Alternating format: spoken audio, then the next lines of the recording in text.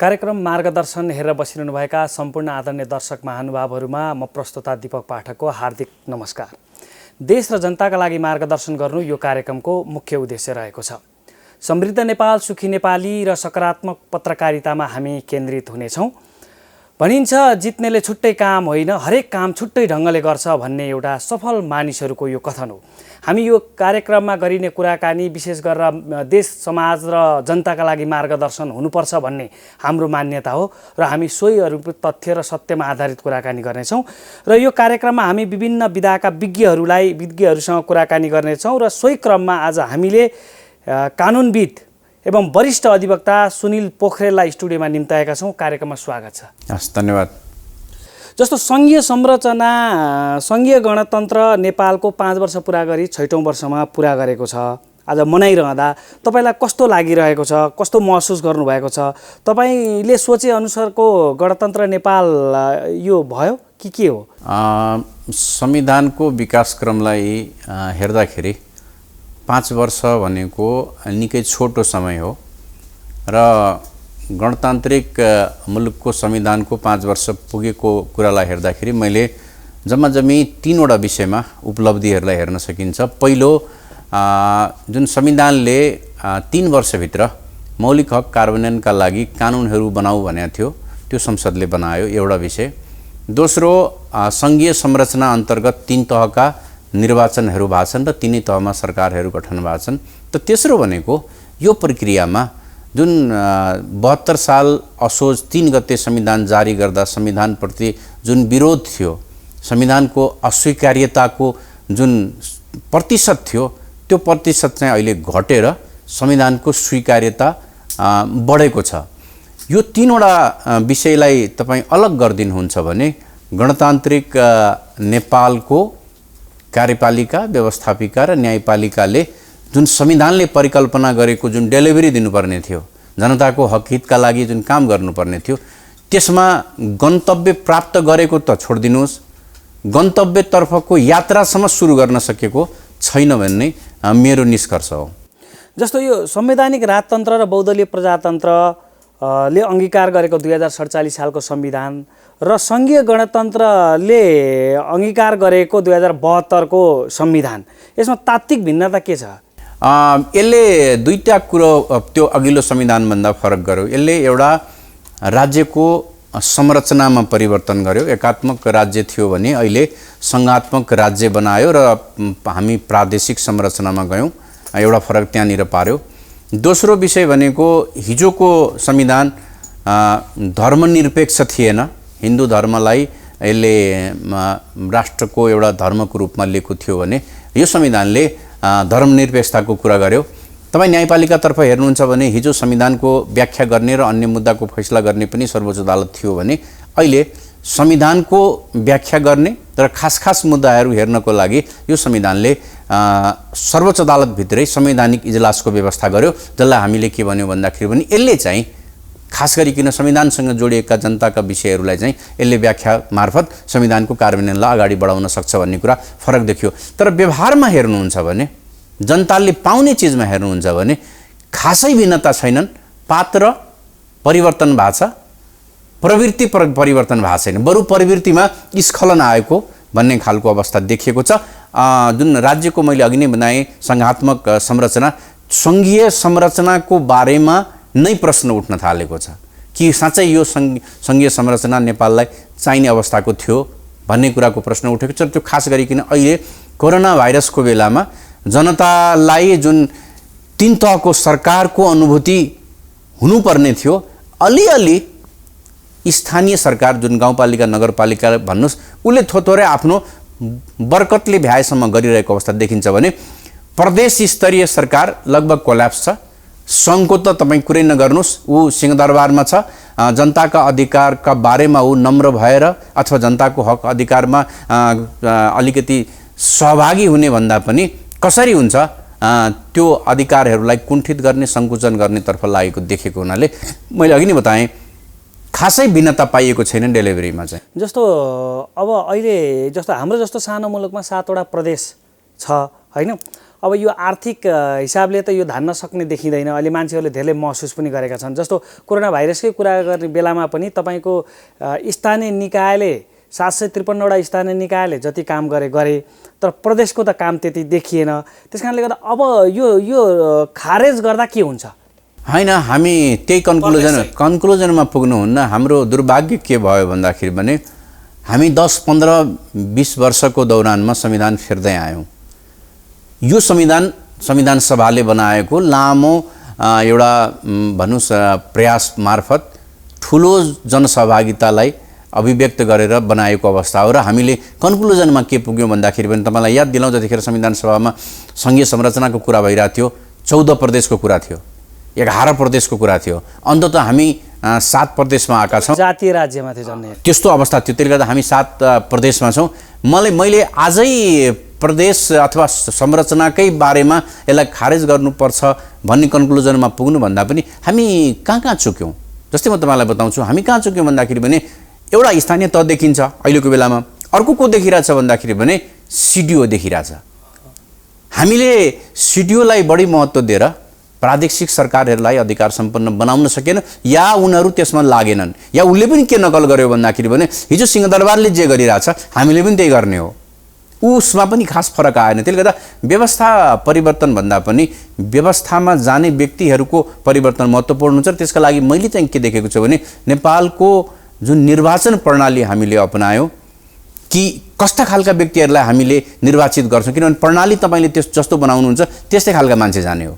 जस्तै हामीले के भन्यो भने प्रत्यक्ष निर्वाचनको कुरा गर्यो संविधानले, साथसाथै समानुपातिक प्रतिनिधित्वको पनि कुरा गर्यो। त्यसले गर्दा त्यो प्रणालीबाट चाहिँ right man in right place नभएको हो कि। त्यसले गर्दा खालि प्रदेशका बारेमा मात्रै नभनेर हामीले समग्रतामा संविधानको मूल्याङ्कन गर्ने अथवा यसको एकचोटि पुनरावलोकन गर्ने अवस्था चाहिँ आएको छ। जस्तो 2047 सालको संविधानलाई धेरै मान्छेहरूले संसारको सबैभन्दा उत्कृष्ट संविधान पनि भने। त्यो यति समयमै आएर त्यसको पनि अन्त्य भयो, त्यसको आयु पनि लामो हुन सकेन भने अहिलेको संविधान 2072 को संविधानको आयु के देख्नुहुन्छ? यस्तै छोटो हुन्छ कि यसले निरन्तरता पाउँछ? के छ यसको? मैले 47 सालको संविधानको आयु टुङ्गिनुको सिद्धिनुको एउटै कारण के थियो भन्दाखेरि भने त्यो संविधान संशोधन गर्न गाह्रो थियो। त्यो संविधानको त्यतिखेरको संविधानको धारा 116ले केही निश्चित विषयहरू चाहिँ संसदले अथवा जनप्रतिनिधिले पनि संशोधन गर्न नपाउने भन्ने जुन विषय राखिएको थियो, मलाई लाग्छ त्यो नै त्यसको मृत्युको कारण भयो। तर अहिलेको संविधानमा तपाईँले हेर्नुहुन्छ भने सार्वभौमिकता, अखण्डता लगायत देशको प्रादेशिक अखण्डताका विषय बाहेक जुनसुकै विषय पनि संशोधन हुन सक्छ। जस्तै आज तपाईँले भन्नुहोस्, जनताले चाह्यो भने गणतन्त्र व्यवस्था हटाएर राजतन्त्रको व्यवस्था ल्याउन सक्छ, धर्मनिरपेक्षता हटाएर हिन्दू धर्म, मुस्लिम धर्म, क्रिस्चियन धर्म ल्याउन सक्छ।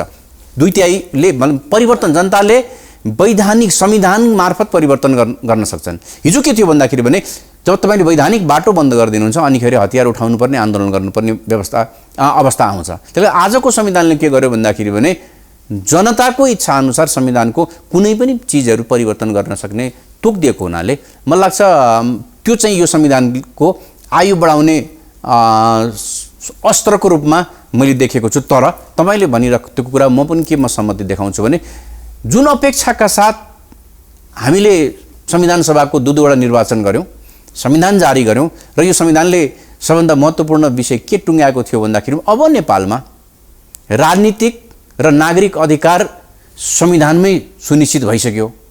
हामीले 31वटा मौलिक हकको व्यवस्था गऱ्यौँ। अबको सरकारको अथवा अबको राज्यको यात्रा भनेको चाहिँ आर्थिक समृद्धितर्फको हो। हामीले संविधानमै के लेख्यौँ भन्दाखेरि भने समाजवाद उन्मुख भन्यौँ। आज हामी उन्मुख कता छौँ भन्ने कुरा चाहिँ त्यो खोज्नुपर्ने अवस्था। तपाईँ संविधानले तोकेको समाजवाद उन्मुख हुनुहुन्छ या समृद्धिको तर्फको यात्रा हुनुहुन्छ, या समृद्धिलाई तपाईँले जनताको समृद्धिलाई तपाईँले देखाएर आफ्नो समृद्धि अथवा आफ्नाका समृद्धिमा अगाडि बढाउनु भएको छ। पछिल्ला केही सरकारका निर्णयहरू र साथसाथै प्रतिपक्षले जुन रूपमा सरकारलाई संविधान कार्यान्वयनको विषयमा खबरदारी गर्नुपर्थ्यो ऊ पनि कतै न कतै ऊ प्रतिपक्षभन्दा पनि सत्ताको साझेदार हो कि भन्ने खालको देखेको छ। त्यसले गर्दाखेरि सत्तामा रहनेहरूलाई झन् सहज भएको छ संविधान कुनै न कुनै पाराले मिचिने र संविधानलाई आफ्नो अनुकूल व्याख्या गर्ने र त्यो अनुसार आफ्नो राजनीतिक एजेन्डालाई अगाडि बढाउने अवस्था पुगेको हुनाले चाहिँ यो खतरा चाहिँ मैले के देखेको छु भने यसले निरन्तरता पायो भने जनतामा एउटा आक्रोशको अवस्था आउँछ र त्यसले अन्ततः संविधान र व्यवस्थामा नै परिवर्तन अथवा त्यसलाई नै अप्ठ्यारो अवस्था विस्थापित गर्न पनि सक्छ। जस्तो 2 नम्बर प्रदेश सरकारले तपाईको अहिलेको संविधान दिवस मनाउने बेला आएको छैन, यो संविधानप्रति हाम्रो अलिकति असहमति छ, हामीले स्वीकारिसकेको अवस्था छैन भनेर उसले संविधान दिवसै लगभग नबनाएको अवस्था छ।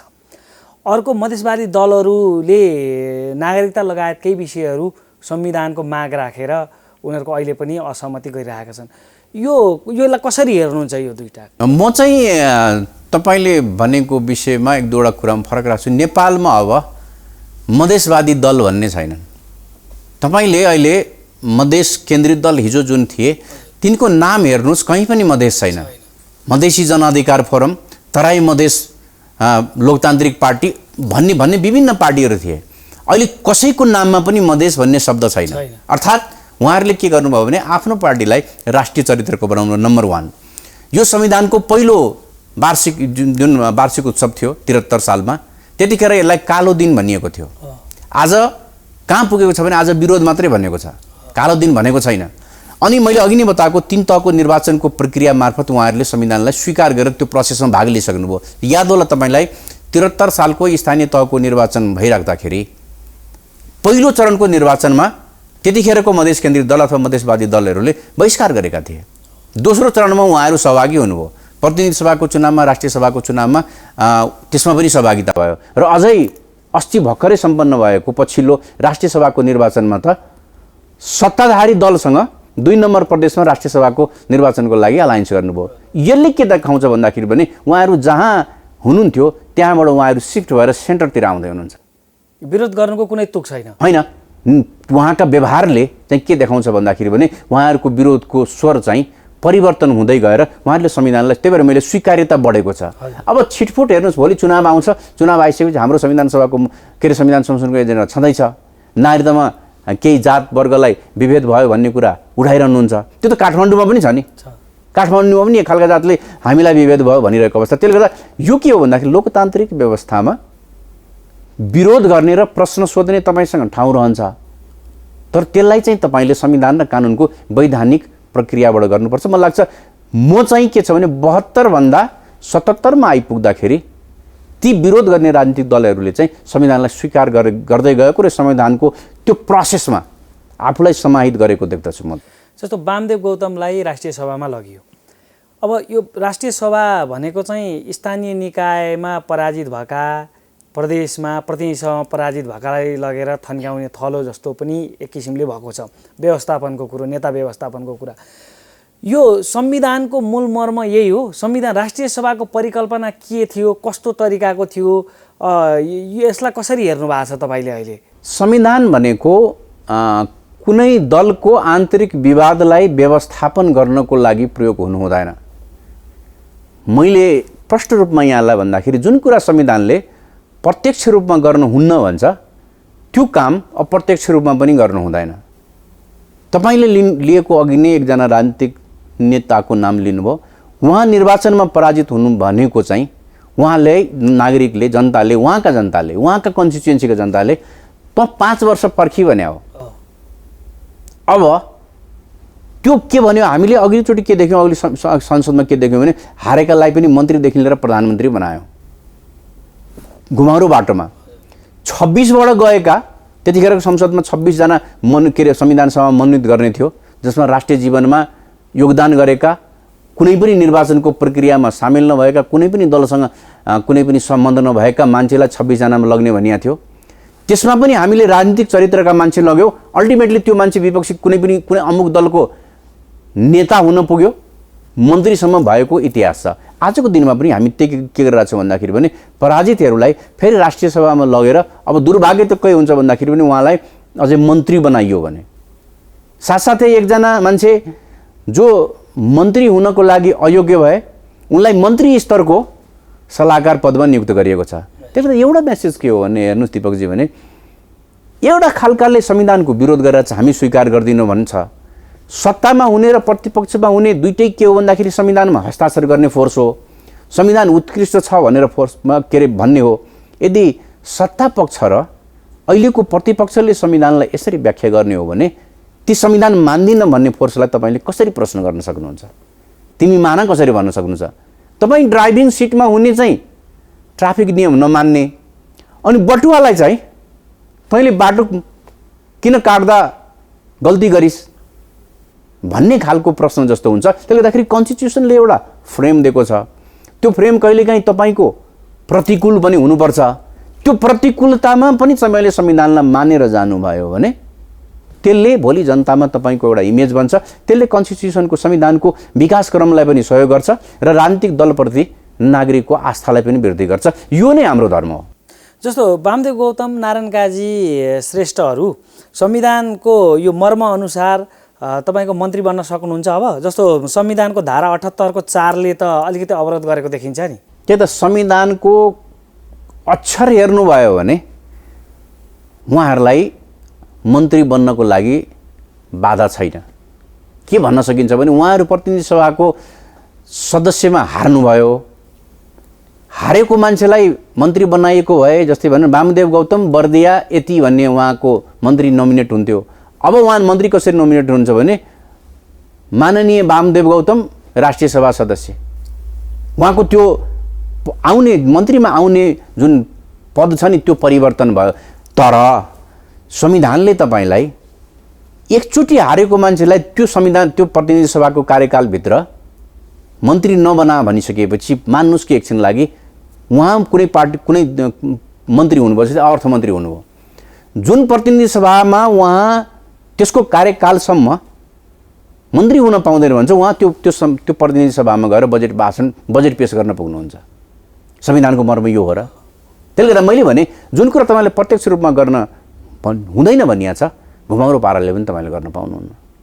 यो गर्नु भनेको चाहिँ संविधानप्रति बेइमानी हो। अनि यो चाहिँ यो वकिलहरूको पनि कसैको चाहिँ हुन्छ मिल्छ भन्ने, कसैको मिल्दैन भन्ने, यो म अलिक कुरा बुझ्दिनँ कि यो आफ्नो आफ्नो व्याख्या हो कि पार्टीगत व्याख्या हो, यो पुरै बुझ्न नसकेको। मैले तपाईँलाई भने त संविधानको अक्षरबाट जानुभयो भने र यो प्रश्न संविधान के अरे सर्वोच्च अदालतमा उठ्यो भने कानुनी व्याख्या मार्फत उहाँ मन्त्री बन्न सक्नुहुन्छ, अवरोध छैन। तर संविधानको स्पिरिटलाई तपाईँले क्यारी गर्नुभयो भने, किनभने संविधानमा तपाईँको सबै चिज लेख्न सकिँदैन नि। यो देवानी संहिता फौजदारी संहिता जस्तो हुँदैन नि। उसले एउटा तपाईँलाई खाका दियो, हारेका मान्छेलाई मन्त्री नबना, तर राष्ट्रिय सभामा लगेर म बनाउँछु नि त, त्यो परिकल्पना पनि गरेन संविधानले। यतिसम्मको बेइमान संविधान बनाउने मान्छे त्यसम्मको बेइमान हुन्छन् भनेर। र खास गरिकन अहिलेको विपक्षी दलको नेता र अहिलेको प्रधानमन्त्री दुइटै के थिए भन्दाखेरि भने निर्णायक फोर्स थिए। निर्णायक फोर्सको नेता थिए प्रतिनिधि सभामा, के अरे त्यतिखेरको संविधान सभामा। ती मान्छेले त्यो संविधानको त्यो अक्षर लेखिराख्दाखेरि त्यसको भावना के हो भनेको राम्ररी बुझ्नु भएको छ। अझै सत्ताधारी दलका दुईटा अध्यक्ष भनौँ न, त्यो एक एक अक्षरको उहाँहरूलाई भावना थाहा छ। अर्को मान्छे आएको भए त त्यतिखेरको यो भावना के थियो हामीलाई थाहा भएन, हामीले त्यो मार्गबाट हुन्छ भने त उहाँहरूलाई त भावना थाहा छ। त्यसले कहिलेकाहीँ के हुन्छ भने हेर्नुहोस्, भाग्यले पनि साथ दिन्छ मान्छेलाई। जसले संविधान बनाउँछ नि उसैले त्यो संविधान प्रयोग गर्ने भाग्य कहिलेकाहीँ मान्छेलाई जुर्छ। जस्तै भन्नुहोस् इन्डियामा महात्मा गान्धीले संविधान बनाउनको लागि धेरै काम गर्नुभयो, महात्मा गान्धीले त्यो संविधानको प्रयोग गर्न पाएनन्, उनी मुनि भएनन्, नेहरू प्रधानमन्त्री भए।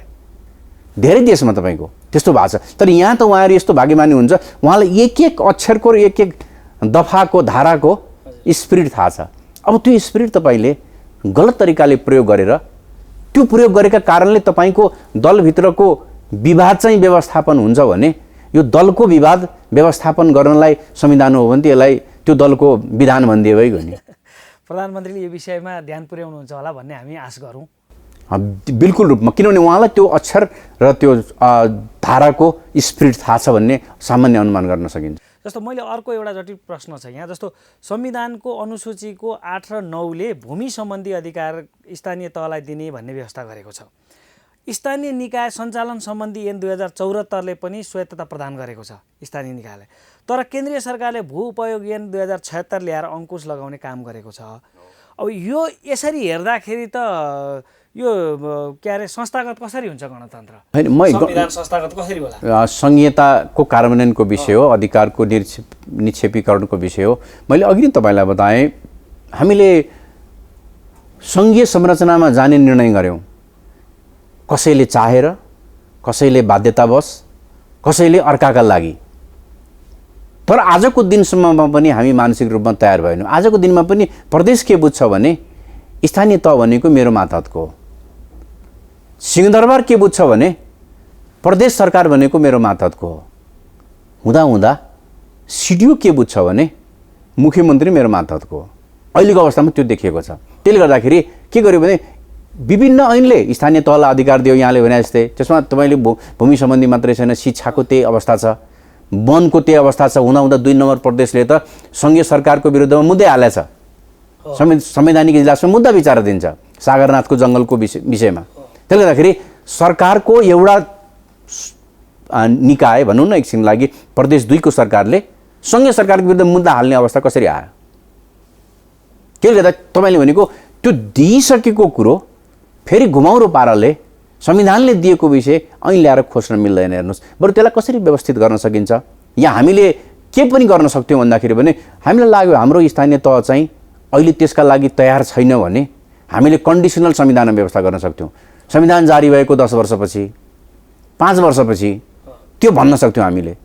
तर तपाईँले दिइसकेपछि के बुझाइ भयो भन्दाखेरि पनि हाम्रा स्थानीय तहहरू जो निर्वाचित हुन्छन् यिनले यो कुरालाई चाहिँ काम गर्न सक्छन् भन्ने बुझिकन अब फेरि लगेर अर्को ऐनद्वारा त्यसको अधिकारलाई विस्थापित गर्नु भनेको चाहिँ त्यो बेइमानी हो। हेर्नुहोस्, त्यसले संहिता कार्यान्वयनको लागि सहयोग गर्दैन र अन्ततः यसले चाहिँ सङ्घीय संरचनामा अथवा प्रदेश स्थानीय र केन्द्र सरकारको बिचको जुन समन्वय हुनुपर्छ त्यो समन्वयको कार्य भूमिकालाई चाहिँ अप्ठ्यारोमा पार्छ। यसले संविधानले बोकेको त्यो स्पिरिटलाई क्यारी गर्दैन। म अब अलिकति अदालततिर गएँ। जस्तो अदालत पनि निष्पक्ष पारदर्शी व्यावसायिक हुन सकेनन् भन्ने आम मान्छेको गुनासो छ। जसले जे न्याय पाउनुपर्ने हो त्यो पाइरहेको अवस्था छैन। यहाँ चाहिँ भ्रष्टाचार मौलायो अदालतमा र बिचौलियाहरू धेरै जरो गाडो भन्छ। यसलाई कसरी लिनुहुन्छ? 2-3वटा कुरा हो। हेर्नुहोस्, पहिलो कुरा अदालत भनेको हाम्रो समाजभन्दा फरक ठाउँको चिज होइन। अदालतमा को जान्छ? तपाईँ हामी बस्ने समाजकै मान्छे जान्छन्, चाहे न्यायाधीशको रूपमा होस् या कर्मचारीको रूपमा। सेवाग्राही को जान्छ? तपाईँ म यही जाने हो। प्रश्न समस्या कहाँनिर पर्यो भन्दाखेरि भने संविधानले 2टा कुरो गर्यो अहिले परिवर्तन गर्दाखेरि। एउटा विशेष संविधानसँग जोडिएका मुद्दा र राजनीतिक मुद्दाहरूलाई टुङ्ग्याउनको लागि प्रधान न्यायाधीशको अध्यक्षतामा संवैधानिक इजलास भन्यो, त्यो छुट्टै छ, 5 जनाको हुन्छ, त्यहाँ टुङ्ग्यायो।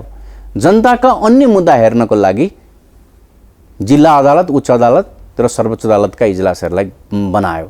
त त्यसले के भनेको भन्दाखेरि भने 2टा चिज, एउटा न्यायमा जनताको पहुँचको वृद्धि गर, दोस्रो न्यायलाई सर्वसुलभ गर।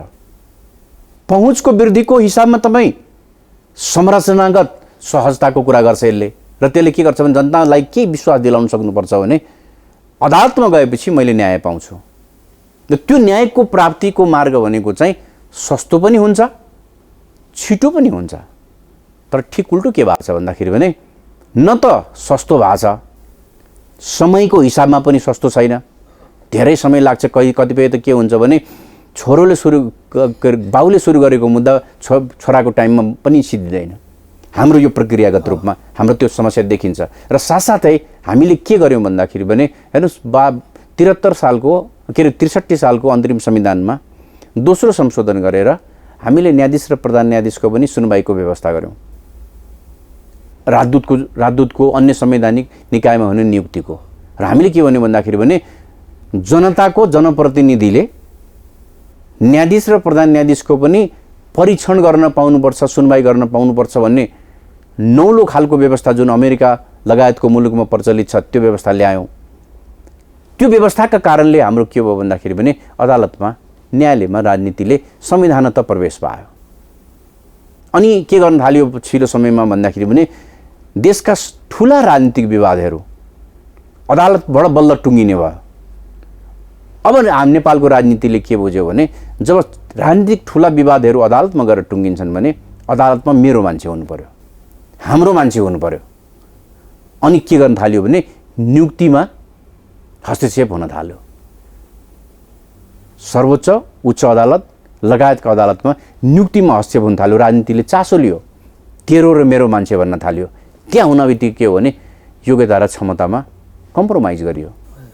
आफ्नो मान्छे हुन्छ भने योग्य पनि हुनु भएन, खालि संविधानले तोकेको जुन मिनिमम योग्यता छ नि, जस्तै उच्च अदालतमा न्यायाधीश हुनको लागि 10 वर्ष वकालत गरेको या न्याय कानुनको क्षेत्रमा 10 वर्ष काम गरेको या जिल्ला अदालतमा 7 वर्ष 5 वर्ष काम गरेको, सर्वोच्चमा 15 वर्ष भनिदियो।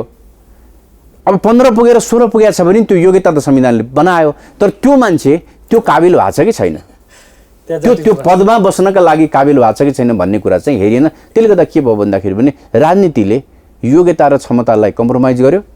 अब अदालतमा गएर म न्यायाधीश हुन्छु, म प्रधान न्यायाधीश हुन्छु भन्ने मान्छे पनि के गर्न थाल्यो भने योग्यता क्षमता मेरो विरोधी गर्नुपर्छ भन्दा पनि उसले पोलिटिकल कनेक्सन बनाउन थाल्यो, जोड्न थाल्यो। हेर्नुहोस्, अहिले नेपालको अदालतमा 92 सम्म प्रधान न्यायाधीश को हुन्छन् भन्ने हिसाब किताब भइसक्यो।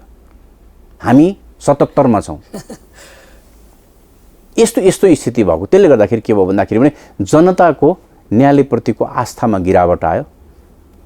भ्रष्टाचार अनियमितता छन् भन्ने कुरा अदालतका प्रतिवेदनहरूले पनि देखायो। र अझै तपाईँले हरेक प्रधान न्यायाधीशको संसदीय सुनवाई हेर्नुभयो भने उहाँले पेश गर्ने आफ्नो कार्ययोजनामा दुईटा चिज चाहिँ छुटाउनुहुन्न। एउटा, सर्वोच्च अदालतमा रहेको मुद्दाको जुन खात छ, जुन मुद्दाको सङ्ख्या छ त्यसलाई म घटाउँछु। दोस्रो, बिचौलिया र अदालतमा रहेका विकृति विसङ्गतिलाई म निम्त्याउन पार्छु। अनि त्यही प्रधान न्यायाधीश रिटायर हुने बेलामा उसले फेरि तपाईँहरू समक्ष प्रतिवेदन पेश गर्नुहुन्छ, मैले यति गरेँ, विभिन्न कारणले चाहिँ मैले गर्न सकिनँ भनेर एउटा खालको निराशाजनक अवस्थामा जानुहुन्छ। त्यसले गर्दा के भयो भन्दाखेरि पनि समग्रतामा हामीले यसलाई हेऱ्यौँ भने हाम्रा संरचनागत समस्या छन्, हाम्रो सामाजिक चिन्तनको समस्या छ, हाम्रो राजनीतिक दर्शनको समस्या छ, हाम्रा निर्वाचन प्रणालीको समस्या छ। सबै कुराको कलेक्टिभ इफेक्ट भनेको कार्यपालिकामा छ, व्यवस्थापिकामा छ, न्यायपालिकामा छ। योलाई चाहिँ हामीले सुधार गर्न चाहिँ जरुरी छ। तर यो आजको रियालिटी हो, समस्या सर्वत्र छ। जस्तो अब संविधानले 13 वटा संवैधानिक आयोगको व्यवस्था गरेको छ, त्यसमा 7 वटा जति आयोग त जो राख्नै पर्ने खालका आयोगहरू छन्। तर 7 वटा आयोगहरू जस्तो दलित आयोग, जनजाति आयोग, मुस्लिम आयोग, महिला आयोग, यी विभिन्न खालका आयोगहरू छन्, समावेशी आयोग। यिनीहरूको तपाईँ यो यत्रो संविधानले सबै कुरा तपाईँको फन्डामेन्टल राइट्सहरू सबै कुरा ग्यारेन्टी गरिसकेपछि यो एउटा इन्डिभिजुअल जाति विशेषलाई यसलाई गरिरहनुपर्छ आयोग बनाएर भन्ने तपाईँलाई लाग्छ कि लाग्दैन? एउटा कुरो। र अरू सबै खालको जाति जनजातिहरू, दलित मुस्लिम सबै आयोग महिला भइसकेपछि समावेशी आयोग फेरि राख्नुको औचित्य के हो भन्ने कुरा अलि बुझेन। यसलाई अलिकति स्पष्ट पारिदिनुहोस् न। यसमा कस्तो हुन्छ भने तपाईँले दुनियाँभरिको मोडल हेर्नुभयो भने कहीँ केही जात विशेषलाई, केही वर्ग विशेषलाई एउटा विशेष खालको संरक्षण चाहिने अथवा प्रिभिलेज चाहिने भएको हुनाले केही यस्ता आयोगहरू राखिन्छन्। एउटा मोडल त्यो हुन्छ। अर्को मोडल के हुन्छ भने राष्ट्रिय मानवाधिकार आयोग हुन्छ। राष्ट्रिय मानवाधिकार आयोगभित्र त्यो विभिन्न सेक्टर हेर्ने आयोग, त्यो भनौँ न युनिटहरू जस्तो तोकिन्छ। जस्तै भनौँ न, जस्तै राष्ट्रिय मानवाधिकार आयोगको एकजना आयुक्तलाई महिलाको सेक्टर हेर्ने भनिदियो या युवाको सेक्टर हेर्ने भनिदियो, के भनिदिन सकिन्छ? त्यसले गर्दाखेरि नेसनली एउटा राष्ट्रिय मानवाधिकार आयोग बनाएर यी सबैलाई त्यहाँ व्यवस्थित गर्न सकिन्थ्यो। तर हाम्रो संविधान सभाको संरचना कस्तो भयो भन्दाखेरि र संविधान सभामा उठानै कस्तो भयो भन्दाखेरि भने उठ्यो जातबाट। संविधान सभामा देशलाई प्रवेश यद्यपि कि अन्य दलहरूले पनि भनेको थियो, तर माओवादीहरूले अलि जोडले उठाए। त्यसपछि गएर मधेसवादी दलहरूको पनि त्यो कुराहरूमा उठ्यो। अनि उनीहरूको उठान के थियो भने जातीय आधारमा थियो। र त्यतिखेर संविधान सभा बनिरहेको तपाईँले याद गर्नुहोस्, यही अन्तर्राष्ट्रिय सम्मेलन केन्द्रमा हरेक जातले, लिङ्गले, वर्गले आफ्नो अधिकारको लागि कुरा गर्यो। संविधानमा हेर्नु न, संविधानमा तपाईँको 2 ठाउँमा महिला अधिकारको कुरा गर्छ। एउटा छुट्टै धारामा महिलाको हक सम्बन्धी व्यवस्था गर्छ। अनि समानुपातिक समावेशी को जुन धारा 41-42 मा व्यवस्था छ त्यहाँ पनि फेरि महिलालाई समानुपातिक समावेशी हक हुनेछ भनेको छ। अर्थात् के गरियो भन्दाखेरि भने राज्य त्यतिखेर संविधान निर्माताहरू त्यतिखेर त्यस्तो कमजोर भए जसले जे माग्यो जे राखिँदाखेरि विरोध हुँदैन आन्दोलन हुँदैन राखिदिउँ भनेर राख्यो। तर संविधानमा राखिसकेपछि त्यसको तपाईँले दायित्व पुरा गर्नुपर्छ। 5 वर्षदेखि ती तपाईँले अघि नै भनेका 14वटा आयोगहरू पदाधिकारी विहीन मुस्किलले गर्दा एउटा अध्यक्ष राखिएको छ, बाँकी पदाधिकारी नियुक्त गर्न सकिएको छैन। यी आयोगहरू के हुन् भन्दाखेरि भने संविधानको कार्यान्वयनका लागि राज्यलाई सहयोग पुर्याउने आयोग थियो। यिनको कामले गर्दाखेरि संविधानको कार्यान्वयनहरू अगाडि बढ्दै जान्थ्यो। पदाधिकारी नियुक्त गर्न पनि केही समस्या थिएन। छोडिदिनुहोस् न 62-63 पछि सबैले बाँडेरै गरेका थिए, त्यहाँ पनि बाँडेरै नियुक्ति गरे भइहाल्थ्यो। बाँडेरै नियुक्ति गर्नलाई पनि नसकेर आजसम्म ती अधिकांश आयोगहरू पदाधिकारी विहीन छन् जसले संविधानको कार्यान्वयन गर्दथे। त्यसले गर्दाखेरि के गर्यो भने जसले संविधान बनायो उसैलाई पनि त्यो आयोगले काम गर्छ भन्ने कुरामा विश्वास छैन, या त ती आयोगहरूलाई चाहिँ डाइफङ्सनल बनाएर डिफङ्क्ट बनाएर तिनको औचित्य समाप्त पार्ने खालको काम चाहिँ राज्यबाट खास गरिकन संवैधानिक परिषदबाट भइरहेछ। यो गणतन्त्रलाई संस्थागत गर्न संविधानलाई कार्यान्वयन गर्नको लागि सरकारले तत्काल गर्नुपर्ने के हुन् त? 3-4वटा कुरा गर्नु जरुरी हुन्छ। म सिधा भन्छु, यो संविधानमा जानु पछाडिको 2-3वटा विषय थियो। मैले सुरुमा बताएको थिएँ तपाईँलाई। एउटा रोजगारीको सिर्जना पहिलो विषय थियो। हरेक वर्ष अर्थमन्त्रीले संसदमा बजेट भाषण पेश गरिरहँदाखेरि 77 सालमा नेपालका युवाहरू खाडीमा र मलेसियामा यति लाख गएको थिए। 78 सालसम्म आइपुग्दाखेरि चाहिँ हामीले त्यसमा 1 लाख घटायौँ, अथवा 4 लाख गएको थियो भने यसपल्ट चाहिँ 3.5 मात्रै गए, अर्थात् 50 साल हामीले यहाँ रोजगारी सिर्जना गऱ्यौँ। एउटा हामीसँग ठुला खालका उद्योग अथवा साना खालका उद्योग अघिल्लो वर्ष यति थिए, हामीले यति वृद्धि गऱ्यौँ, त्यहाँ यति रोजगारी सिर्जना गऱ्यौँ।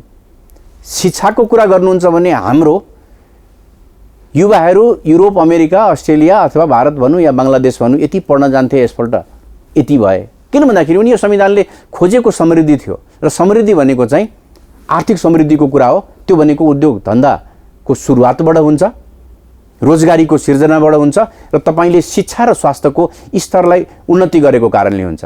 अहिले हेर्नुहोस् त कस्तो दुःखद अवस्था आयो। जब नेपालमा कोरोना भाइरसको सङ्क्रमण बढ्यो, एउटा मात्रै अस्पताल थियो, जुन अस्पतालमा म आज 50 वर्षको भएँ, आजसम्म गएको छैन। टेकुको त्यो सरहरुको अस्पताल, त्यो बाहेक अरू कुनै अस्पतालको नाम थिएन। ठुल्ठुला हामीले अस्पताल बनायौँ प्राइभेट सेक्टरमा, पब्लिक सेक्टरमा, तर त्यो टेकुको अस्पताल बाहेक तपाईँ हामीलाई हेरिदिने कुनै पनि अस्पताल थिएन। देशभरिबाट परीक्षण गर्न, स्वाब परीक्षण गर्न त्यो अस्पताल ल्याउँथ्यो। भनेपछि हामीले 47 सालबाट 77 सालसम्म त्यही टेकु मात्रै बनाएछौँ त। त्यसले गर्दाखेरि हामीले त्यतातर्फको, किनभने समृद्धि भनेको त दीपक पाठक र सुनिल पोखरेलको समृद्धिले मात्रै हुँदैन नि, गाउँमा बस्ने मान्छेको समृद्धि। र सबभन्दा ठुलो कुरा के हुन्छ भने समृद्धि भनेको गाउँको विकासबाट हुन्छ, सहरको विकासबाट हुन्छ। बाटा ठुलो पारेर ठुल्ठुला मल बनाएर तपाईँको समृद्धि आउँदैन। त्यो आउँथ्यो भने पूर्वी युरोप र पश्चिम युरोपमा खासै फरक छैन। गाउँलाई सुविधा सम्पन्न बनाउनु पर्यो। त्यही मैले भनेको पूर्वी युरोपमा जति ठुला बाटा छन् पश्चिम युरोपमा पनि त्यति नै छन्, ठुल्ठुला बिल्डिङ त्यति नै छन्। तर आजको दिन पनि पूर्वी युरोपका अधिकांश युवाहरू चाहे शिक्षाको लागि भन्नुहोस् चाहे रोजगारीको लागि पश्चिम युरोपमा जान्छन्।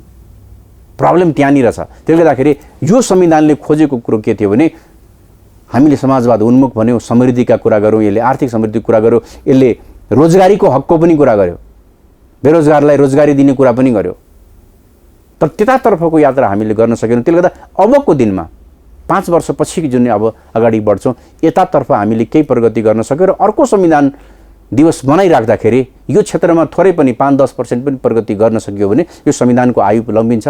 हामीले एउटा संविधानप्रति गर्ने जुन कर्तव्य छ, हामीले एकअर्कालाई जुन शुभकामना दिन्छौँ संविधान दिवसको उपलक्ष्यमा, त्यो शुभकामनाको पनि सार्थकता हुन्छ। कार्यक्रममा आइदिनु भयो, धन्यवाद। हस्, धन्यवाद।